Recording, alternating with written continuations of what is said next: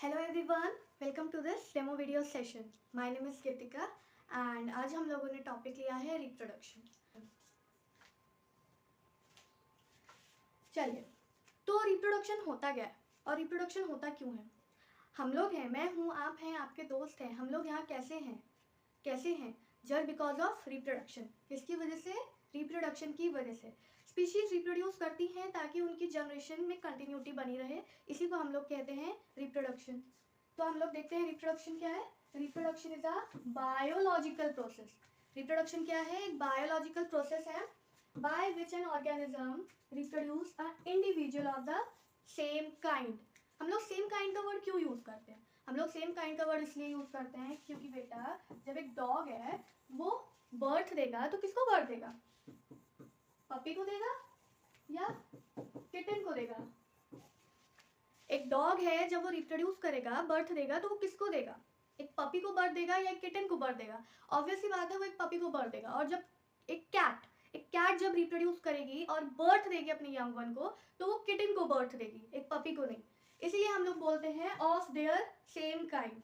Individual किसको वो birth देंगे, रिप्रोड्यूस करेंगे, तो ऑफ देयर सेम काइंड। तो रिप्रोडक्शन की डेफिनेशन क्या हुई? Reproduction is a biological process by which an organism give birth या फिर reproduces a new organism of their same kind। इतना समझ में आया? आगे बढ़ते हैं। रिप्रोडक्शन पढ़ रहे हैं, कोई भी चीज पढ़ रहे हैं तो भाई वो क्यों हो रही है, उसके एडवांटेजेस भी तो समझेंगे ना। तो रिप्रोडक्शन हो रहा है, क्यों हो रहा है वो समझते हैं। तो जैसा मैंने रिप्रोडक्शन में भी स्टार्टिंग में बताया, कोई भी स्पीशी, कोई भी ऑर्गेनिज्म रिप्रोड्यूस करता है अपनी जनरेशन की कंटिन्यूटी बनाए रखने के लिए। फॉर एग्जाम्पल, हम ह्यूमंस हैं, स्पीशीज का एग्जाम्पल लेते हैं। हम ह्यूमंस, सारे ह्यूमंस की बात मैं कर रही हूँ, चाहे वो कोई भी इंसान हो, ठीक है। हम लोग रिप्रोड्यूस करना बंद करते हैं। 100 साल बाद, 200 साल बाद, 500 साल बाद एक ऐसा टाइम आएगा जब इस अर्थ पे ह्यूमंस का नामो निशान नहीं मिलेगा। कैसा समय आएगा? जब ह्यूमंस का नामो निशान नहीं मिलेगा। इसीलिए कोई भी स्पीशी या ऑर्गेनिज्म रिप्रोड्यूस करती है for the continuity of their generation, to ensure the continuity of particular species on earth, to ensure the continuity of their generation after generation after generation। दूसरा मेन एडवांटेज हम लोग पढ़ रहे हैं यहाँ पे, genetic variation. This is a important thing. Genetic variation क्या होती है? जेनेटिक वेरिएशन बेटा देखो, जब सेक्सुअल रिप्रोडक्शन की बात करते हैं, दो पेरेंट्स इन्वॉल्व होते हैं, एक मदर एक फादर, दोनों के जीन्स कंट्रीब्यूट हो रहे हैं और बन रहा है यहाँ पे एक बेबी। जब दोनों के जीन्स कंट्रीब्यूट हो रहे हैं तो वो इंडिपेंडेंट असॉर्टमेंट शो करते हैं। इंडिपेंडेंट असॉर्टमेंट का मीन्स होता है कि जो कैरेक्टरिस्टिक्स होंगे वो दूसरे पे डिपेंड नहीं होंगे। सपोज एक हेयर कलर है किसी का, वो उसकी हाइट पे डिपेंड नहीं होगा कि अगर ये इंसान छोटा होगा तो ही इसके बालों का रंग ब्राउन होगा, या जब इसकी हाइट बड़ी होगी।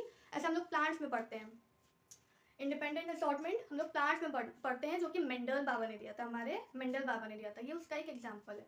यहाँ पे क्या हो रहा है? इंडिपेंडेंट असॉर्टमेंट हो रहा है कैरेक्टर्स का। और कभी कभी क्या होता है ना, जब दो जगह से जीन्स आ रहे हैं, मिल रहे, कंट्रीब्यूट कर रहे हैं एक बेबी को फॉर्म करने के, जाइगोट फॉर्मेशन के लिए, तो क्या होता है, जीन्स का क्रॉसिंग ओवर हो जाता है, रिकॉम्बिनेशन हो जाता है, कुछ माइनर एरर्स भी हो सकते हैं। उनकी वजह से जेनेटिक वेरिएशंस देखने को मिलती है स्पीशीज टू स्पीशीज। जैसे हम हैं, हमारे सामने कोई बैठा है, वो है, क्या हम लोग सेम दिखते हैं? ये क्या हम लोग अपने पेरेंट्स से टू कॉपी दिखते हैं? नहीं, हम लोग उनसे थोड़ा डिफरेंट दिखते हैं। तो वो किस वजह से है? वो है हमारे जेनेटिक वेरिएशंस की वजह से। तीसरे पॉइंट पे आते हैं। तीसरे पॉइंट में हम लोग बात कर रहे हैं इवोल्यूशन की। किसकी बात कर रहे हैं हम लोग? इवोल्यूशन की। एक समय था, लोग कहते हैं एक समय था, ये एक क्या है, ये एक मैंने बनाया है मंकी। क्या बनाया है? मंकी। कितनी बड़ी टेल है इसकी, कितनी बड़ी टेल है इसकी। अब हम लोग इंसान बन चुके हैं, इवॉल्व कर चुके हैं, क्या हमारे पास इतनी लंबी टेल है? नहीं। तो हम लोग इवॉल्व कर चुके हैं बेटा, चीजों के साथ से अडेप्ट, इवोल्यूशन हुआ है हम लोगों के अंदर। इवोल्यूशन हुआ है हम लोगों के अंदर, स्पीशीज में इवोल्यूशन हुआ है। किस वजह से इवोल्यूशन हुआ है? रिप्रोडक्शन की वजह से। तो हम लोग ये तीन चीजें एडवांटेजेस ऑफ रिप्रोडक्शन में पढ़ते हैं। इतना समझ में आया? जल्दी बताओ, इतना समझ में आया? आगे बढ़ते हैं हम लोग की टर्म्स में। हम लोग रिप्रोडक्शन पढ़ रहे हैं तो उसमें कुछ मेन चीज़ें तो ज़रूर पढ़ेंगे जो इन्वॉल्व होनी ही है। पहली चीज़ आती है हमारी डीएनए। तो बेटा एक एग्जांपल लो, ये एक है बड़ी सी लाइब्रेरी। क्या है ये बड़ी सी लाइब्रेरी? इस लाइब्रेरी का नाम है डीएनए। इस लाइब्रेरी का क्या नाम है? इस लाइब्रेरी का नाम है डीएनए। इसका नाम डीएनए मैंने क्यों रखा?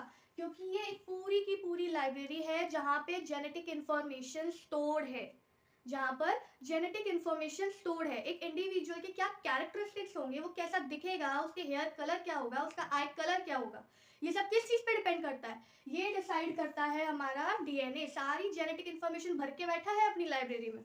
तो हम लोग कहेंगे डीएनए क्या है? एक लाइब्रेरी है। इसी क्रोमैटिन का अभी कुछ काम नहीं है, क्रोमोसोम समझते हैं। तो इसी लाइब्रेरी के अंदर, ये लाइब्रेरी है, इसी लाइब्रेरी के अंदर ऐसे ऐसे ऐसे ऐसे बुक शेल्फ है हमारी। इस डीएनए की लाइब्रेरी के अंदर बुक शेल्फ है, उसको हमने नाम दिया है क्रोमोसोम्स। क्या नाम दिया है? क्रोमोसोम। हमने क्रोमोसोम क्यों कहा है इसको? हमने क्रोमोसोम क्यों कहा है इसको? हमने क्रोमोसोम क्यों कहा है इसको? तो देखो क्या होता है बेटा, जो लाइब्रेरी थी, क्या लाइब्रेरी थी? डीएनए।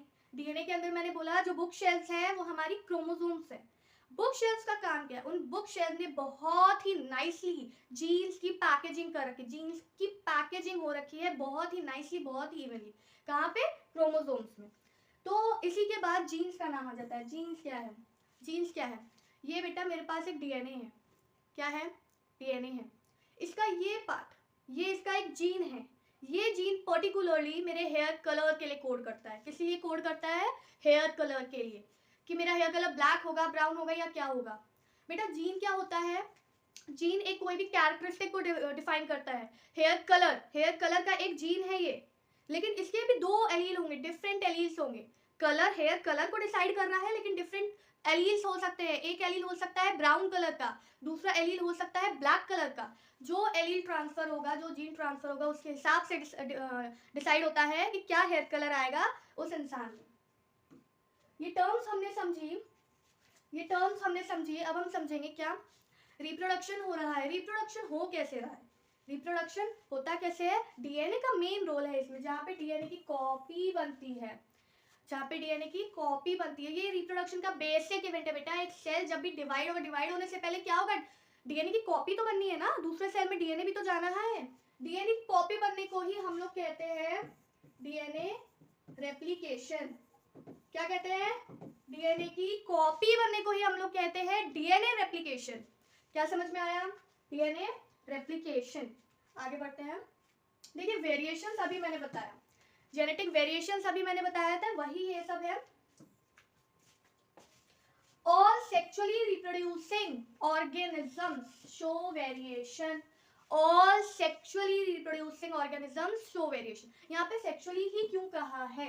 बताओ मुझे, सेक्सुअली ही क्यों कहा है? ये अन्याय क्यों? ए सेक्सुअल वाले क्यों नहीं कर पा रहे? अरे ए सेक्सुअल वाले में एक ही पेरेंट इन्वॉल्व है, वही पेरेंट से दो डॉटर सेल बनती हैं, वही आगे ग्रो होके वापस एक एडल्ट बना लेते हैं। ये होता है फोटोकॉपी करना अपने आप को। क्या होता है ये? फोटोकॉपी करना अपने आप को। ये किस में हो रहा है? ये एसेक्सुअल में होता है। किस में होता है? एसेक्सुअल में होता है। तो यहाँ कैसे कोई वेरिएशन हो सकता है बताओ? अपने आप की फोटोकॉपी तो कर रहा है, तो यहाँ वेरिएशन कैसे हो सकता है? तो यहाँ हम लोग वेरिएशन की बात नहीं कर सकते। हम लोग कहते हैं कि ऑर्गेनिजम्स में वेरिएशन कहाँ देखने को मिलता है? जल्दी बताओ, ऑर्गेनिज्म में वेरिएशन कहाँ देखने को मिल रहा है? सेक्सुअल रिप्रोड्यूसिंग ऑर्गेनिज्म में। और वहां क्यों देखने को मिल रहा है? क्योंकि वहां पे दो पेरेंट्स इन्वॉल्व हैं। दो पेरेंट्स इन्वॉल्व हैं। कितने पेरेंट्स इन्वॉल्व हैं? दो पेरेंट्स। दोनों के गैमीट्स आके मिलेंगे तो हमारा जाइगोट बनेगा। दोनों के जीन्स कंट्रीब्यूट कर रहे हैं, जेनेटिक वेरिएशन तो देखने को मिलेगा ही मिलेगा। आगे बढ़ते हैं। इतना समझ में आया? अब कुछ वेरिएशंस यूजफुल भी होते हैं, लेकिन कुछ वेरिएशन नॉन यूजफुल भी होते हैं। बेचारे मौत, हमारे मौत वाले मौत नहीं, MOTH मौत है। ये क्या है? ये MOTH मौत। ये पहले ट्री के कलर के जैसे मैच होते थे, ब्राउनिश ट्री के कलर जैसे। किसके कलर जैसे? ट्री के ट्रंक के कलर जैसे। तो ये अपने प्रेडेटर से बच जाते थे बेचारे। लेकिन क्या हुआ, इनमें जब वेरिएशन हुआ तो देखो ऐसे कलर के दिखने लगे। अब क्या हुआ? प्रेडेटर्स की नजर में आने लगे। भैया प्रेडेटर्स की नजर में आए तो गए, काम खत्म। तो हम कहते हैं कुछ वेरिएशन जो है वो नॉन यूजफुल है। बेचारे इस वेरिएशन की वजह से शिकार बन गए, नॉन यूजफुल हुआ, क्या काम का हुआ ये।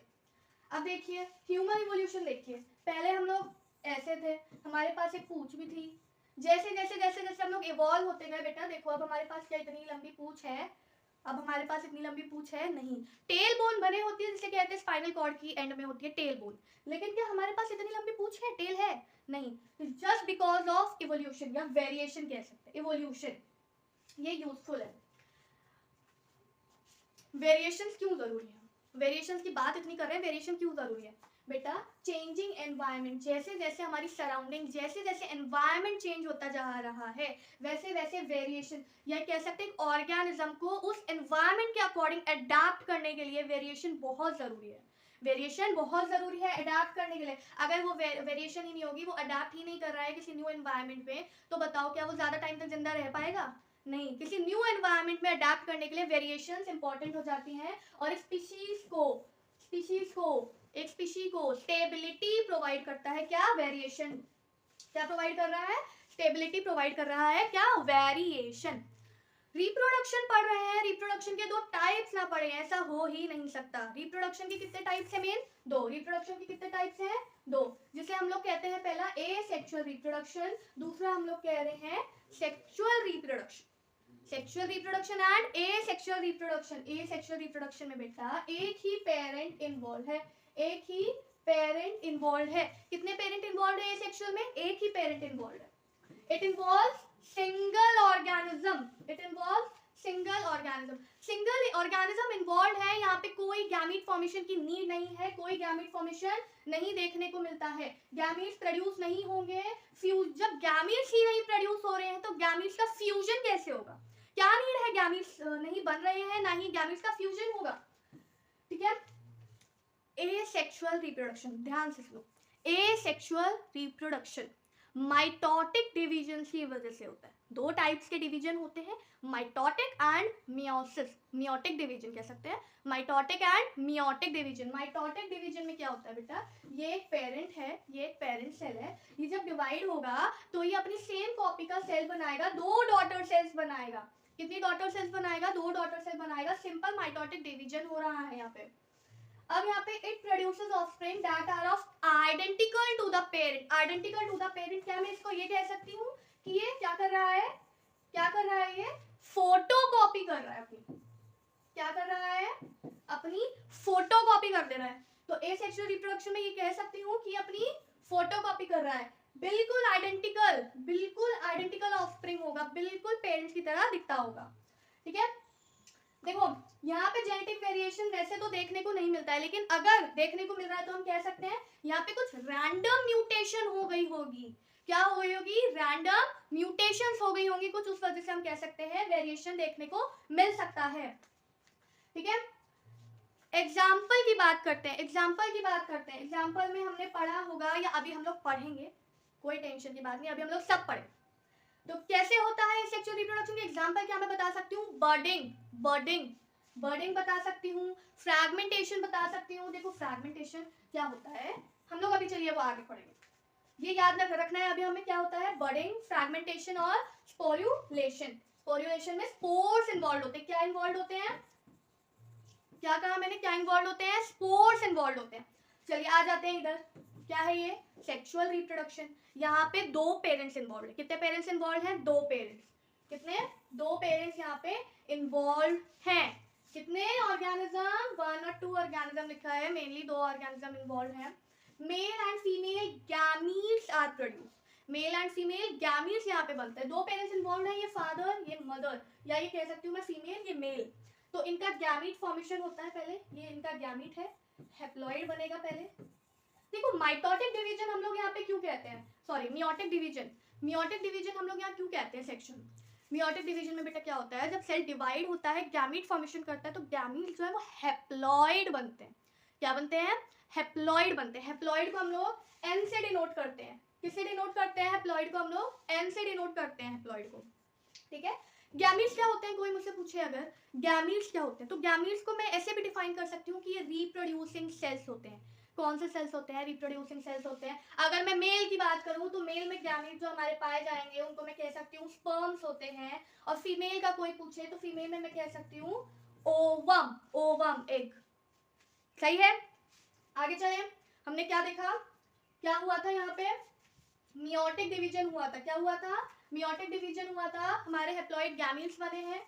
हेप्लॉइड गैमीट्स जब मिलते हैं, हेप्लॉइड गैमीट्स जब मिलते हैं, फ्यूजन होता है बेटा गैमीट्स का, मेल और फीमेल गैमीट्स का फ्यूजन जब होता है तो वो साथ में मिलकर क्या बनाएगा? डिप्लॉइड बनाएगा। क्या बनाएगा? डिप्लॉइड बनाएगा। 2n कह सकते हैं, डिप्लॉइड बनाएगा। तो हम कहते हैं जो जाइगोट होता है वो डिप्लॉइड होता है। क्या होता है? डिप्लॉइड होता है जाइगोट हमारा। क्या होता है? डिप्लॉइड, जाइगोट डिप्लॉइड होता है। एक बार रीड कर लेते हैं। Fusion of male and female gametes, mail and female gametes का क्या हो रहा है यहाँ पे? फ्यूजन हो रहा है। फ्यूजन मींस दोनों के गैमीट्स आपस में फ्यूज कर रहे हैं, दोनों के गैमीट्स आपस में फ्यूज कर रहे हैं, तो उसको हम लोग कहते हैं यहाँ पे fusion of male and female gametes. फिर आगे अभी मैंने बताया सेक्सुअल रिप्रोडक्शन में क्या होगा? मियोटिक डिवीजन रिक्वायर्ड होता है। It requires meiotic division. Meiotic division पहले होगा बेटा, तभी तो जाइगोट बना, उसके बाद माइटोटिक डिवीजन होता रहेगा। ठीक है, देखिए अब यहाँ पे जो ऑफस्प्रिंग हमारे बनेगा, क्या उसमें, क्या वो बिल्कुल डायरेक्ट फोटोकॉपी बनेगा? क्या वो डायरेक्ट फोटोकॉपी बनेगा पेरेंट की? नहीं। कैसे बन सकता है? दो पेरेंट्स इन्वॉल्व है, तो अन्याय हो जाएगा ना अगर वो एक ही पेरेंट की तरह दिखने लगा। ऐसा नहीं हो सकता। जो ऑफस्प्रिंग के कैरेक्टरिस्टिक्स होंगे वो उसके उसके फादर से भी मिलेंगे, कुछ कैरेक्टरिस्टिक्स उसके मदर से भी मिलेंगे। मदर और फादर दोनों के कैरेक्टर शो होंगे किसमें? ऑफस्प्रिंग में। Characters from male parent and other characters from female parents. कुछ कैरेक्टर्स मेल पेरेंट से आएंगे, कुछ कैरेक्टर फीमेल पेरेंट के शो होंगे, कुछ कैरेक्टर ऐसे भी हो सकते हैं बेटा जो ना तो फादर में है ना मदर में। ठीक है, कुछ कैरेक्टर्स ऐसे भी शो हो सकते हैं जो ना तो फादर में ना तो मदर में। वो किसकी वजह से? वो वेरिएशंस की वजह से होगा। ठीक है, सेक्सुअल रिप्रोडक्शन में जेनेटिक वेरिएशन देखने का ज्यादा चांस होता है। क्या देखने का ज्यादा चांस हो रहा है सेक्सुअल रिप्रोडक्शन में? वेरिएशन देखने का। जेनेटिक वेरिएशन यहाँ हमें देखने के लिए मिलेंगी। ठीक है, ठीक है। एग्जाम्पल है सेक्सुअल रिप्रोडक्शन का बेटा, तो पॉलिनेशन इन फ्लावर्स कह सकते हैं या ह्यूमंस का एग्जाम्पल ले सकते हैं। पॉलिनेशन एंड फर्टिलाइजेशन, दो एग्जाम्पल। बात कर रहे हैं फिजन की। ए सेक्सुअल रिप्रोडक्शन शुरू करा है, क्या शुरू करा है? किसका एग्जाम्पल है ये? ए सेक्सुअल रिप्रोडक्शन। देखो बेटा फिजन क्या होता है? फिजन का मतलब होता है टूटना। क्या मतलब है फिजन का? टूटना, ब्रेक डाउन होगा यहाँ पे। यहाँ क्या होगा? देखो ये एक पेरेंट है, पेरेंट सेल है। क्या है ये? एक पेरेंट सेल है। ये क्या होगा? ब्रेक डाउन होगा एक या एक से ज्यादा डॉटर सेल्स में। मैं कह रही हूँ ये 3 डॉटर सेल्स में टूट रहा है। क्या कह रही हूँ मैं? ये 3 डॉटर सेल्स में टूट रहा है। आगे चल के क्या होगा? ये डॉटर सेल्स मैच्योर होंगी जब, तो अपने पेरेंट की तरह एडल्ट बनेंगी, अपने पेरेंट की तरह सेम कॉपी एडल्ट बनेंगी। फिजन, फिजन क्या हो रहा है? यूनिसेलुलर ऑर्गेनिजम्स में देखने को मिलता है। कहाँ देखने को मिलता है? यूनिसेलुलर ऑर्गेनिज्म में देखने को मिलता है। एक एग्जांपल अगर मैं लूं तो कह सकते हैं प्रोटोजोआ। क्या इसका एग्जांपल है? प्रोटोजोन्स। प्रोटोजोन्स, प्रोटोजोन्स में क्या क्या आता है बेटा? अमीबा। सबसे पहला प्रोटोजोन्स में आता है अमीबा। दूसरा आता है यूग्लिना। बेटा यूग्लिना क्या होता है? यूग्लिना क्या होता है? यूग्लिना अगर याद हो, यूग्लिना क्या होता है? प्लांट और एनिमल दोनों के कैरेक्टर शो करता है हमारा यूग्लिना। चलिए वापस टॉपिक पे आ रहे हैं। प्लाज्मोडियम, प्लाज्मोडियम भी एक एग्जांपल है, पैरामीशियम एक एग्जांपल है। इन सब में हमें क्या देखने को मिलता है? हमें इन सब में फिजन देखने को मिलता है। क्या देखने को मिलता है? हमें फिजन देखने को मिलता है। अभी मैंने बताया एक पेरेंट बॉडी है, वो 2 या 2 से ज्यादा डॉटर सेल्स में ब्रेक डाउन हो गई, टूट रही है। क्या हो रही है? टूट रही है। और ईच वन मतलब ईच डॉटर सेल जो बनी है, हर एक डॉटर सेल ग्रो होगी और एक एडल्ट ऑर्गेनिज्म बनाएगी। ग्रो होगी और क्या बनाएगी? एडल्ट ऑर्गेनिज्म बनाएगी और बिल्कुल अपने पेरेंट की तरह दिखेगी। ये देखो, ये देखो, अपने पेरेंट की तरह दिख रही है, बिल्कुल अपने पेरेंट की तरह दिखेगी ग्रो होके जब एक एडल्ट ऑर्गेनिज्म बनाएगी। तो फिजन समझ में आया? फिजन समझ में आया? टाइप्स ऑफ फिजन पे आ जाए। हाँ, फिजन के भी टाइप्स होते हैं, फिजन के भी टाइप्स होते हैं। सबसे पहला हम लोग पढ़ रहे हैं बाइनरी फिजन। क्या पढ़ रहे हैं हम लोग? Binary fission. तो चलो पहले रीड करते हैं ये है क्या। बाइनरी फिजन में क्या हो रहा है, देखो binary fission involves division of parent into two small nearly equal, मतलब same size, nearly equal size के डॉटर इंडिविजुअल। बाइनरी फिजन में क्या हो रहा है, एक पेरेंट जो है वो टू स्मॉल इक्वल साइज, ये देखो ये एक पेरेंट सेल है, ये एक पेरेंट सेल है, ये टू डॉटर सेल्स में टूटेगा, small small small daughter cell nearly of equal size, nearly of equal size, दोनों का साइज इक्वल ही होता है लगभग, नियरली ऑफ इक्वल साइज। देखो बाइनरी फिजन की बात करें, बाइनरी फिजन होने से पहले न्यूक्लियर डिवीजन पहले होता है।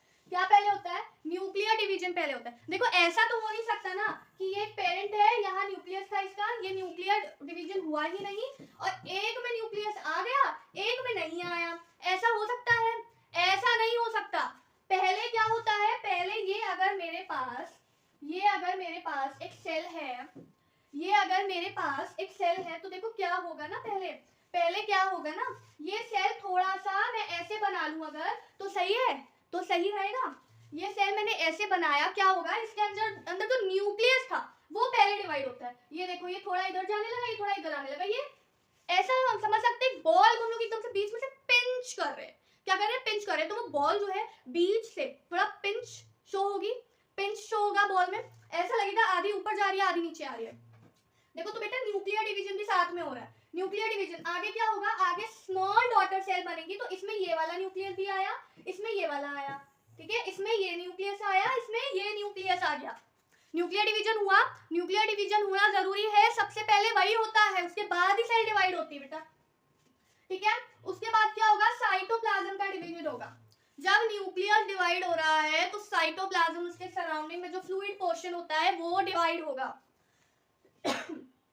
वो डिवाइड होगा, फिर क्या होगा, टू पार्ट्स बनेंगे, मतलब सॉरी टू पार्ट्स में डिवाइड हो रहा है और क्या बना रहा है, टू डॉटर ऑर्गेनिज्म बना रहा है। क्या बना रहा है, टू डॉटर ऑर्गेनिज्म बना रहा है। और जैसा कि हमने अभी पढ़ा था, बाइनरी फिजन किस में देखने को मिलेगा, यूनिसेलुलर ऑर्गेनिज्म। यूनिसेलुलर ऑर्गेनिज्म का एग्जांपल अमीबा, सबसे बेस्ट एग्जांपल है अमीबा। क्या है, अमीबा। बाकी पैरामीशियम, यूग्लिना एटसेट्रा एटसेट्रा बहुत एग्जांपल होंगे। ये देखो ये है हमारा यूग्लिना, ये हमारी यूग्लिना दीदी। कौन है ये हमारी यूग्लिना दीदी, देखो कितनी प्यारी दिख रही है, देखो कितनी सुंदर दिख रही है। ये हमारे पैरामीशियम भाई साहब, देखो ये अमीबा, देखिए कितना बढ़िया दिख रहा है सब। चलो बाइनरी फिजन के टाइप्स तो पढ़ लिए, बाइनरी फिजन में फिजन हो कैसे रहा है उसके भी टाइप्स हैं। तो देखो बाइनरी फिजन में फिजन कैसे हो रहा है उसके भी टाइप्स हैं, वो थोड़ा समझ लेते हैं।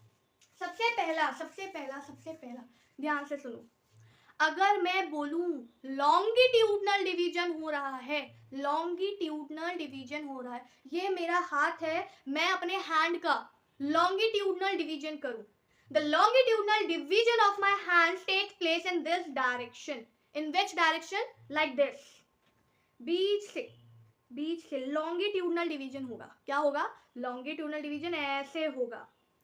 अगर मैं बोलूं ट्रांसवर्स डिवीजन होगा, ट्रांसवर्स डिवीजन कैसे होगा, ये ऐसे डिवाइड होगा। कैसे डिवाइड होगा, लॉन्गिट्यूडनल बाइनरी फिजन की मैं बात कर रही हूं, तो देखिए ये इधर जा रहा है, ये इधर जा रहा है, कहां से कट रहा है, लॉन्गिट्यूडनली कट रहा है। कहां से कट रहा था, लॉन्गिट्यूडनली। फिर मैं ट्रांसवर्स बाइनरी फिजन की अगर बात करूं, ट्रांसवर्स बाइनरी फिजन अभी मैंने बताया क्या होता है, सेंटर से, बीच से कट रहा है। ये देखिए ये यहां से कटा, ट्रांसवर्सली कटा, लॉन्गिट्यूडनली, ट्रांसवर्सली, दो types. Irregular binary fission, irregular binary fission क्या है ना, उसका वो मन चला है, उसका जहां मन करेगा वो वहां टूटेगा, वो मन चला है। क्या है इररेगुलर बाइनरी फिजन, मन चले भाई साहब। ये देखो कहीं से भी टूटते जा रहे, कहीं से भी टूटते जा रहे हैं। लेकिन न्यूक्लियर डिवीजन फिर भी होगा, न्यूक्लियर डिवीजन तो मेन चीज है, वो तो फिर भी होगा। देखो हम लोग यहाँ भी देख सकते हैं, न्यूक्लियर डिवीजन यहाँ भी हुआ था, यहाँ भी हुआ है और यहाँ भी हुआ है। न्यूक्लियर डिवीजन सबसे पहले होगा, सबसे जरूरी वही है, सबसे जरूरी वही है। बाइनरी फिजन में हमने पढ़ा, टाइप्स ऑफ फिजन में हमने पढ़ा पहला बाइनरी फिजन। पहला क्या था, बाइनरी फिजन। पहला हमारा क्या था, बाइनरी फिजन था। बाइनरी फिजन में हमने क्या क्या पढ़ लिया, बाइनरी फिजन ध्यान से सुनो, हमने क्या क्या पढ़ लिया। हमने पढ़ा रिप्रोडक्शन क्या होता है, याद आया? क्या पढ़ा? रिप्रोडक्शन क्या होता है, रिप्रोडक्शन के 2 टाइप्स पढ़े, एसेक्सुअल और सेक्सुअल। फिर हम लोगों ने फिजन पढ़ना शुरू करा। फिजन में हम लोगों ने देखा सबसे पहला टाइप था बाइनरी फिजन। बाइनरी फिजन में जो पेरेंट सेल था वो 2 डॉटर सेल में डिवाइड हो रहा था। किस में डिवाइड हो रहा था? 2 डॉटर सेल में, 2 डॉटर सेल में डिवाइड हो रहा था। हमने बाइनरी फिजन के भी टाइप्स पढ़े। क्या टाइप थे? कटिंग के टाइप थे वो, लॉन्गिट्यूडनल, ट्रांसवर्स और irregular. Irregular binary fission 3 type थे। अब हम लोग आ रहे हैं मल्टीपल फिजन पे। किस पे आ रहे बेटा?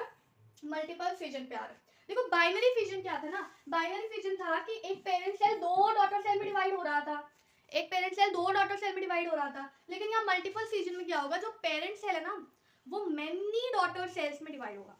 किसमें?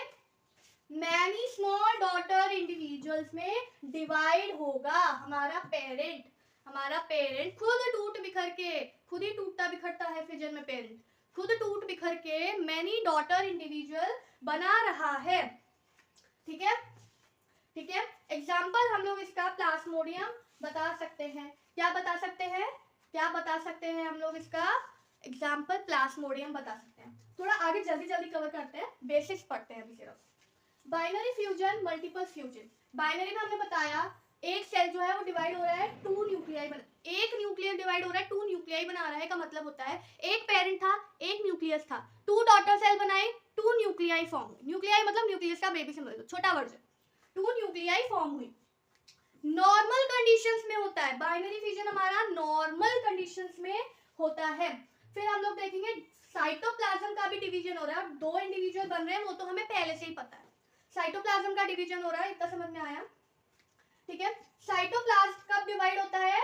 एक कैरियोकाइनेसिस के बारे में। कैरियोकाइनेसिस यहाँ पे टर्म आई है, याद रखना। कैरियोकाइनेसिस में हम लोग न्यूक्लियर डिवीजन की बात करते हैं। कैरियोकाइनेसिस क्या है? न्यूक्लियर डिवीजन है, यहाँ लिखा भी है, और न्यूक्लियर डिवीजन। एग्जाम्पल हमने बहुत ही प्यारा एग्जाम्पल देखा था अमीबा बाबा का। किसका? हमारे अमीबा बाबा जी। मल्टीपल फिजन की हम लोग बात कर रहे थे। मल्टीपल फिजन में जैसा मैंने बताया एक सिंगल न्यूक्लियस जो है मेनी इंडिविजुअल्स में या मल्टीपल पार्ट्स कह सकते हैं, मल्टीपल पार्ट्स में डिवाइड होगा। ये एक न्यूक्लियस है पेरेंट सेल का, अब ये मल्टीपल्स में डिवाइड हो रहा है, तो मल्टीपल न्यूक्लियाई बनाएगा। बनाएगा नहीं बनाएगा? बिल्कुल बनाएगा। बताओ, नहीं बनाएगा तो बता दो क्या बनाएगा? मल्टीपल न्यूक्लियाई फॉर्म करेगा, मल्टीपल पार्ट्स बनाएगा। हमारा बाइनरी फिजन तो नॉर्मल कंडीशन में हो रहा था, ये मल्टीपल फिजन को पता नहीं क्या प्रॉब्लम है, ये अनफेवरेबल कंडीशन में ही होगा, अनफेवरेबल कंडीशन में ही होगा। ठीक है, देखो डिवीजन ऑफ साइटोप्लाज्म यहाँ जो होता है वो डायरेक्टली क्या कर रहा है? डायरेक्टली मल्टीपल इंडिविजुअल्स बना रहा है, मल्टीपल डॉटर सेल बना रहा है। ठीक है, साइटोप्लाज्म पे यहाँ पे कब होगा डिवाइड? जब कैरियोकाइनेसिस होगी। देखो बेटा बाइनरी में क्या होता था? एक कैरियोकाइनेसिस मतलब एक न्यूक्लियर डिवीजन हुआ तो साइटोप्लाज्म डिवीजन हो जाता है उसके बाद। लेकिन मल्टीपल वाले में क्या है ना, सब लोगों की अपनी अपनी दादागिरी है। क्या होगा? ये कहता है कि साइटोप्लाज्म कहता है मैं तो तभी डिवाइड हूंगा जब मल्टीपल कैरियोकाइनेसिस होगी। भाई क्या कहता है? साइटोप्लाज्म कहता है मैं तो तभी डिवाइड हूंगा जब मल्टीपल कैरियोकाइनेसिस होगी, जब मल्टीपल न्यूक्लियर डिवीजन हो जाएंगे उसके बाद ही मैं डिवाइड हूंगा, उससे पहले मैं हूंगा ही नहीं। इसका एक एग्जांपल है हमारे पास प्लाज्मोडियम का। इसका एग्जांपल है हमारे पास प्लाज्मोडियम का एग्जांपल है। बहुत ही प्यारा सा स्वीट सा क्यूट सा टॉपिक हमारे पास आया है जिसको हम लोग बर्डिंग कहते हैं। क्या कह रहे हैं? बर्डिंग कहते हैं। बर्ड देखिए कभी? एक प्लांट देखा, प्लांट में से जब नया फ्लावर आने वाला होता है बर्ड आती है, छोटी सी बर्ड कहते हैं उसको, कहते हैं। वैसा ही कुछ स्ट्रक्चर मुझे याद आ जाता है जब हम लोग बर्डिंग की बात करते हैं। क्यों? क्योंकि देखो ये हाइड्रा है, क्या मैं इसको प्लांट की तरह समझ लूं? एज एन एग्जांपल ओनली, क्या मैं इसको एक प्लांट की तरह समझ लूं? मैं समझ लेती हूँ प्लांट में ना एक साइड से बर्ड निकलने लगी। क्या निकलने लगी? बर्ड निकलने। वैसे ये हाइड्रा है, हाइड्रा की तरह ही पढ़ो, वो ज्यादा अच्छा है। ये हमारा हाइड्रा है, हाइड्रा में बर्ड निकल रही। क्या निकल रही है? ये बर्ड निकल रही है। ये पेरेंट हाइड्रा है, इसमें से बर्ड निकलना स्टार्ट हुई, डेवलप हो रही है बर्ड, धीरे धीरे न्यू बर्ड पूरी फॉर्म हो गई, एक मैच्योर टाइप की बन गई, और ये वहां से डिसोसिएट हो जाती है। पेरेंट बॉडी से मैच्योर होने के बाद बर्ड क्या करती है? डिसोसिएट हो जाती है, निकल जाती है, और एक अपना खुद का नया हाइड्रा बनता है, एक नया हाइड्रा बनता है। क्या बन रहा है? तो क्या बना? ये पेरेंट था, ये हमारा पेरेंट था, ये हमारा क्या बना? ये हमारा बन गया डॉटर, ये डॉटर बन गया, ऑफस्प्रिंग बन गया। बना कि नहीं बना? नया हाइड्रा बन गया पूरा का पूरा भाई, टूट के अपने पेरेंट से। देखो क्या हो रहा है? Formation of daughter individual from a small projection. Small projection हम लोग इस चीज को कह रहे हैं the bird. Small projection हम लोग इस चीज को कह रहे हैं, और ये चीज क्या है, ये चीज क्या है, bird. क्या है ये चीज, ये हमारी bird है. क्या था, bird था. Arising on the parent body. parent body पे ही तो आ रहा था, ये कौन सा नई बात बता रहे हैं, पेरेंट बॉडी पे ही तो आ रहा था. तो इस पूरी चीज को हम लोग क्या कह रहे हैं, बर्डिंग. इस पूरी चीज को हम लोग कह रहे हैं बर्डिंग. देखो एग्जाम्पल की बात है. एग्जाम्पल अभी हमने कितना अच्छा, कितना सुंदर, कितना प्यारा एग्जाम्पल देखा, हमारा हाइड्रा. क्या है ये, हमारा हाइड्रा. दूसरे एग्जाम्पल भी ले सकते हैं, यूनिसेलुलर में बैक्टीरिया और ईस्ट में देखने को मिल सकता है. मल्टी सेलुलर की बात कर रहे हैं तो हमारे पास डिफरेंट टाइप के एग्जाम्पल्स हो सकते हैं.